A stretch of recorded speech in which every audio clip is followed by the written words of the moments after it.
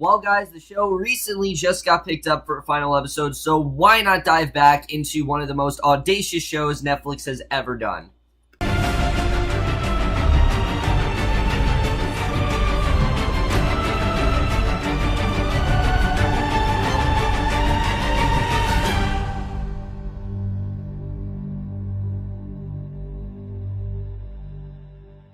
Hey guys, it's Kevin Murphy for Sense8, Season 2, Episode 2, Obligate Mutualisms, and happy 4th of July to all of you guys. Hope you guys are having a great 4th of July, whatever you guys are doing. But let's talk about Sense8, because I know that I am extremely behind on this season, and I never actually meant for that to happen.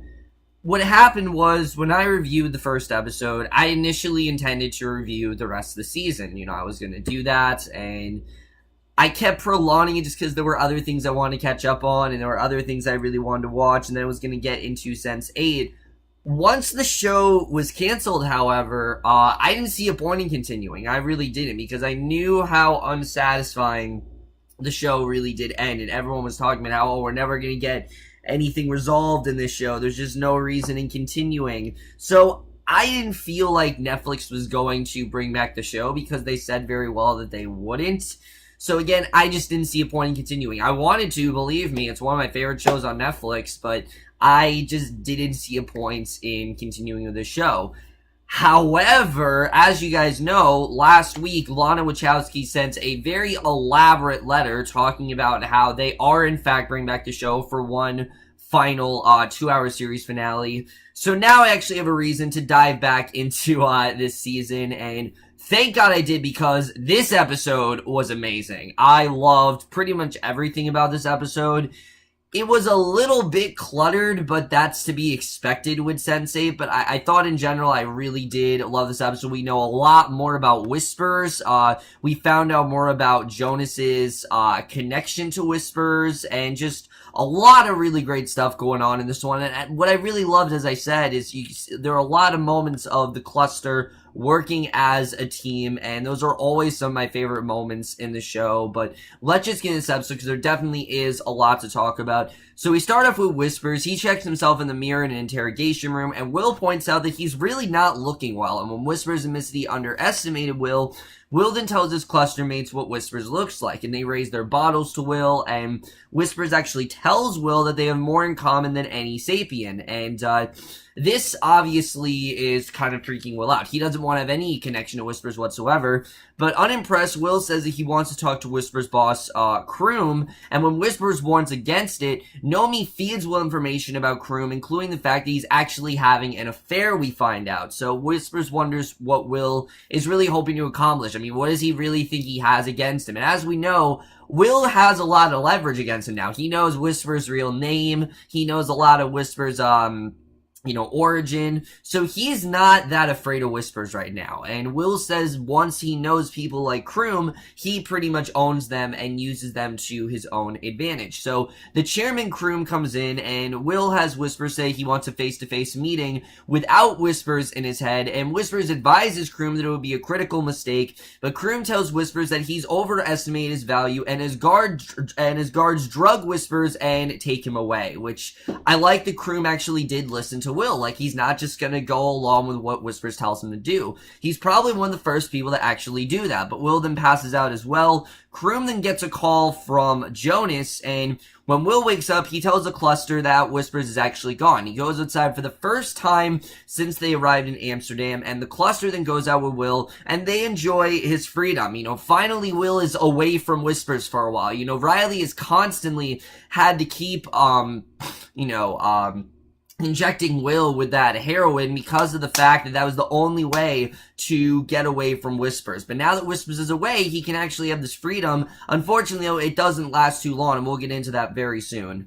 So the other really big plot of this episode has to do with Soon. As we know, Soon is still in prison, and she tells Soo-Jin that she's alright, and Soo-Jin points out that Soon was singing and wonders if it was a dream about getting out, and Soon says that it actually was, and Lito then meets with his agent and manager, who tells the actor that the studio actually pulled the offer. They've invoked the morals clause, and Lito's agents insist that it was actually all shit. So they claim that now they can go after a better deal, and they show Lito all of the waiting scripts, and as he goes, they assure him that he is still their guy. They still want him for this part. Despite the fact that he's come out, they still want him for this part, and Nomi and Amanita are shaving their legs. They figure that they can now go out to eat, and the guards then collect Soon and tell her that she's actually being released, we find out. So yeah, Soon is actually released fairly quickly in this episode, clearly because as we know, Soon didn't really do anything. So as Nomi and Neets leave, Sun appears to Nomi and asks for her help, and the guards then take a handcuff Soon down the hallway.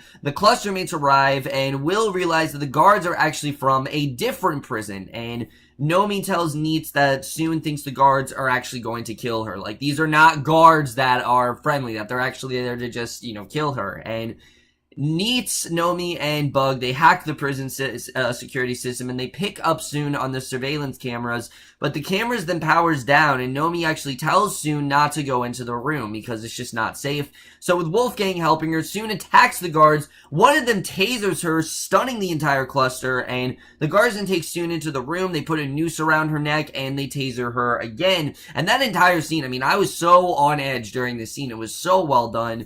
Orpheus then drives all over the room. Capheus then drives all over the room as he's shocked, and he finally stops the bus, and Soon then revives, and she tries to take down the guards, but they actually tase her again, and they haul her up by the rope, and her clustermates then choke as well, and Soon's cellmate Min Jing then arrives, kills the guard holding the rope, and Soon then drops to the floor. The guard with the taser discovers that it's actually jammed, and the cluster then attacks the remaining guard, using him as a shield. When the armed guard actually fires his taser, Soon breaks his neck, like straight up just breaks it, and she thanks Min Jing, and Min Jing says that the guards had the same look in their eyes that her husband did, and that he thought he could do what he wanted with her, and obviously he couldn't. So she's satisfied they won't make the same mistake that he did, and Soon does agree. So Nomi tells Soon that the cameras are still done, and they do have a few minutes. So Bug actually overrides the prison alarm, and Min Jing tells Soon that all they can do is extend her sentence, and it's no threat to her. So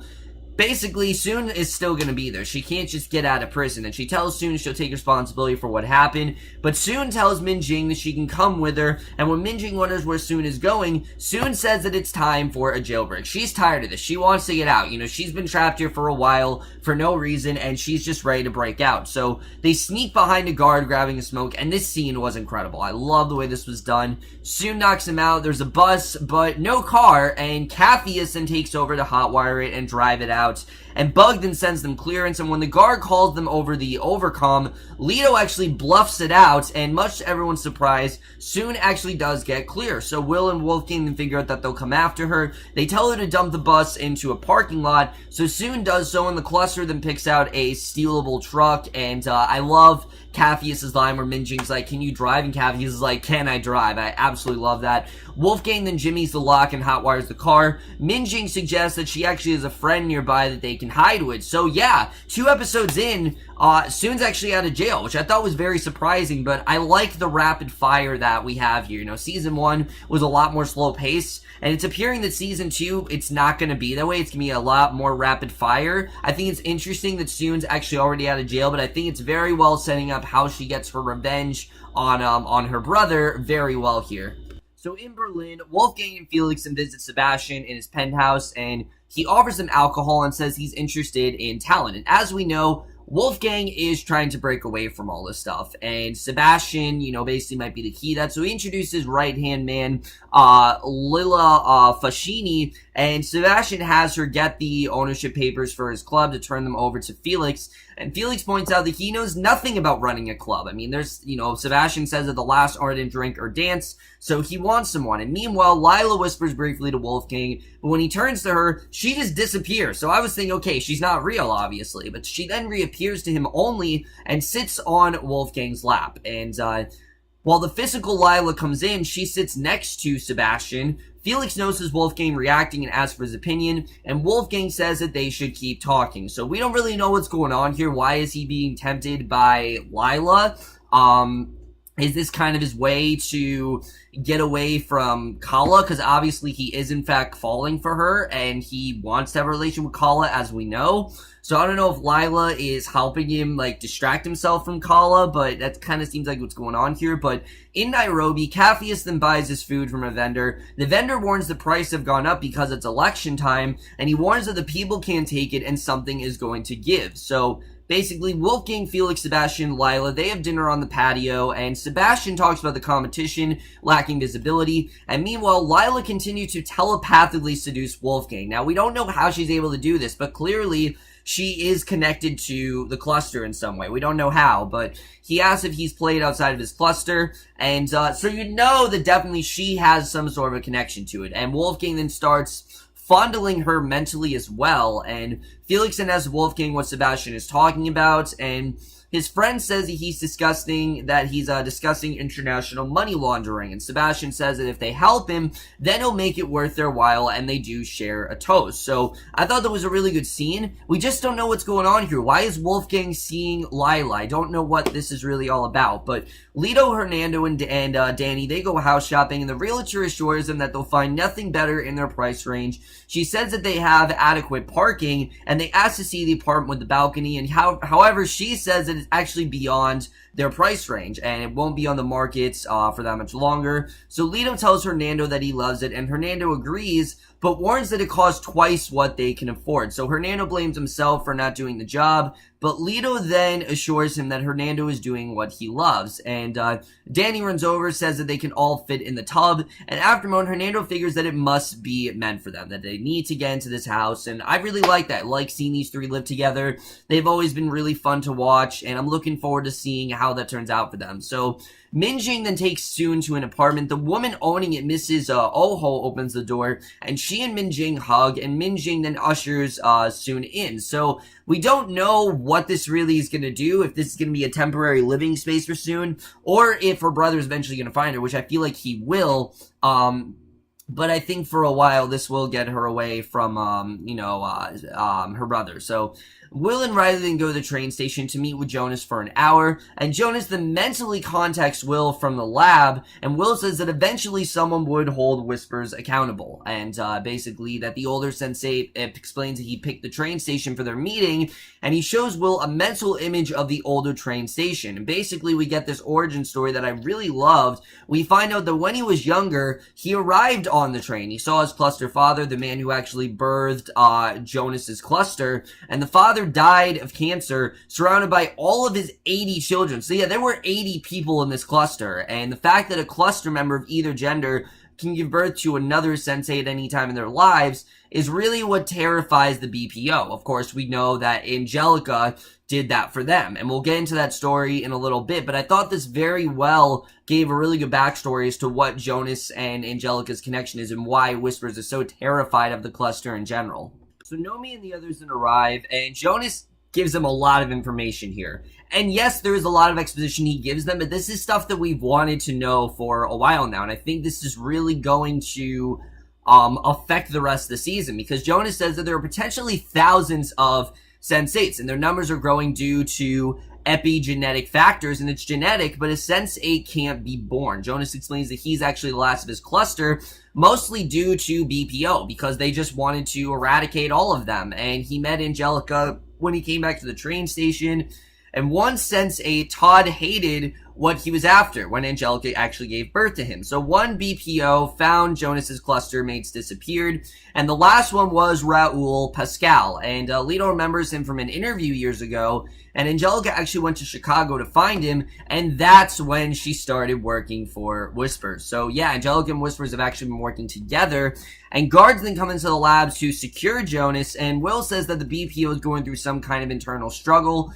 and Jonas says that Kroom could answer it better than them, but warns them not to trust him. So he definitely is not on their side, but he can give them a lot of information. They just can't really trust him. So the guards then drug Jonas, they break the connection, and the next morning, Mrs. Oho actually makes, we see she makes, basically, she makes breakfast, and she talks about how her husband actually killed himself due to owing a casino debts, and that she was in debt to them. So they used her as a drug mule, but on her 10th trip, the police actually arrested her, and that's how she met Min Jing. So when she was released, her son hardly knew her and was ashamed of his drug smuggling mother, and Min Jing assures her that someday the son will in fact understand. So we don't know what this is all about, that clearly her and Min Jing had this connection. They've been included in some, like, drug sort of thing. So I don't know what Soon really is getting herself into, but I don't think this is going to end up well for her. I think this is definitely going to make things even more complicated than they already are. But Will goes to a museum. He meets with Kroom, and Kroom then talks about a Remembrance painting that he's admiring. And he explains that the people who commissioned it actually slashed off the bottom and sides. And he explains that how they see and hear changes. And Kroom says that their senses, including their common sense, are evolving, and he thinks it's mainly because of Sense8, that they're the reason why they're evolving. He warns them that everyone in BPO really thinks like he does, and Ruth L. Sadawai found BPO in the early 60s, and Ruth believed that sapiens and sensorium needed each other to survive. And after 9/11, the end of the Cold War mutated into the War on Terror, and Sense8s are a threat to secret and sovereignty, basically. You know, after 9/11, which makes a lot of sense, that this was kind of the thing that people were terrified of. And Kroom says that he and like-minded individuals like him believe that they can change the direction of the BPO back to Ruth's vision, because it was mainly supposed to be about, you know, how Sense8s, they needed each other, and they want to try to get that, you know, that whole attitude back. And Kroom wants time and trust, and he gives him a bottle of the side blockers that Whispers took, and the man says that he hopes it's a down payment for a better future for both of them, and Will then takes them. So this is the way he's gonna block Whispers out, just by taking these blockers. And as the two men shake, a woman then comes in under Whisper's control, and she literally kills Kroom with a paintbrush handle to the neck. She attacks Will. Will knocks her to the ground, but Whispers then forces her to kill herself. So it seems that no matter what Will does, he can't seem to get away from Whispers, and that is the way this episode ends. Really incredible stuff overall, but let's just get into this episode where it's going to take us into the rest of the season. So, wow, is there a lot to think about after this episode. Let's first talk about Whispers, because we now know a lot more information about the cluster in general, that people are afraid of the cluster because they're multiplying, and because of the fact that, you know, 9/11 happened, they're trying to destroy them, but they're trying to get back into the attitude of what that original woman had, that they want to get back to that sort of, you know, vibe of using them for sensorium, that they need each other to survive, really. You know, I don't know if Ruth is still alive, but I don't know if they're going to try to track her down or what's going to happen there, but I think that overall is very interesting. And if there's one scene I think that last scene does indicate, is the idea, is that it's, you know, Will can't just get rid of Whispers. Yes, he can take those blockers, but Whispers is always going to find him, and I think this is only really the beginning. I think definitely he is going to try to take down Whispers. I don't know how this is really going to work, but now it makes sense why Whispers is so intent on finding them, why he's so afraid of them, really, because there are so many of them, and that the BPO, I mean, they just can't seem to take them down. So you can understand why Whispers is so determined on catching them, so he can use them to kind of his own advantage and, I guess, destroy them when he needs to. That's kind of like what I interpreted here. But still, we don't exactly know what Whispers really wants to do, what his true motivation is. I think we got a lot of information here that we definitely needed, but we still don't know what Whispers is really planning on doing with them after he does find them. We just don't know at this point. So I think that definitely is very interesting. I like the backstory with Jonas. I thought that was definitely really well done. I really did love what we got there. And I think that definitely is going to be very interesting. Let's talk about Soon, because what has she gotten herself into now? 2 episodes in, she's already out of prison, which I'm very surprised about. But like I said, I think this season's going to be a lot more fast-paced than season 1. It already seems like we're going in that direction. But as far as Soon does go, I don't know what's really going to happen here. I don't know if Soon is going to be safe where she is. I don't know if Mrs. Oho is really someone she should be working with.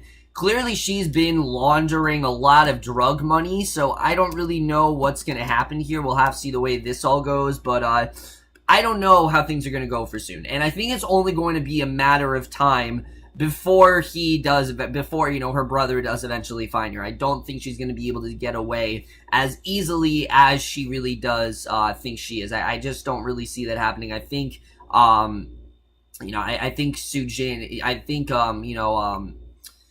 he is definitely going to track her down at some points, and I don't know how long it's going to be, but I think Joon is eventually going to find her. We'll have to see the way that all this go down, but like I said, I definitely think that Joon is definitely going to find her, but we'll have to see how long that really is going to take. As far as the whole thing going on with what's going on with Wolfgang, I don't know what this is all about. I mean, clearly he's seeing visions of this girl, Lila. We don't know what this is all about. She clearly is a Sense8, but why is he seeing visions of her? Is this to replace Kala? Is he trying to get over Kala? I think there's definitely part of him that's trying to do that, but what is the whole point of Lila? Why is she really here? What's this all about? We don't really know. I think that definitely is going to be very interesting. What's really going on with her? What is she trying to do to him? We don't really know at this point. Is she working for Whispers? I mean, there's a lot of possibilities as to why,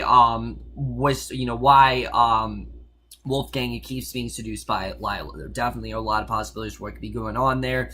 And then as far as Lito, Hernando, and Danny, I'm looking forward to seeing them moving in together. I've always really liked that dynamic. I think it definitely is a lot of fun, to watch. Really, my only complaint with this episode is, once again, Riley, not really much to do here. She had stuff to do in episode 2, but Riley doesn't have her own individual arc this season. It seems like she's only secondary to Will's arc, and I really do hope they do give Riley a lot more to do. She was supposed to be our titular main character in season 1, and I hope we give her a much better arc in a much better arc in the next few episodes, because so far she's been quite background, and I don't want Riley to just play second banana to Will. I don't want that to be her role in the show. Tubman's Middleton was so good in season 1, and I think she's so much better than that, that she needs to have a more bigger story than that. No, we didn't really have much to do in this episode either. Neither did Capheus, and I can understand that a lot went down with Soon, a lot was going on with Will, and a lot was going on with Wolfgang,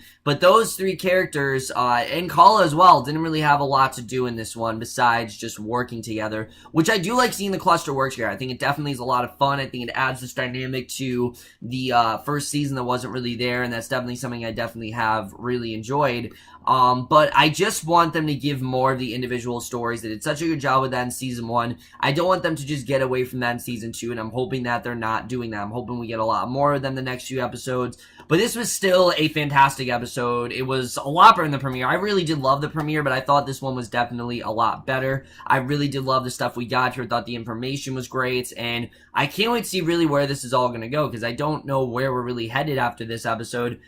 But overall, guys, I definitely really did enjoy this episode. I am going to give Sense8 Season 2, Episode 2, what was this episode called? Oh, Obligate Mutualisms, a 4.5 out of 5 or an A-.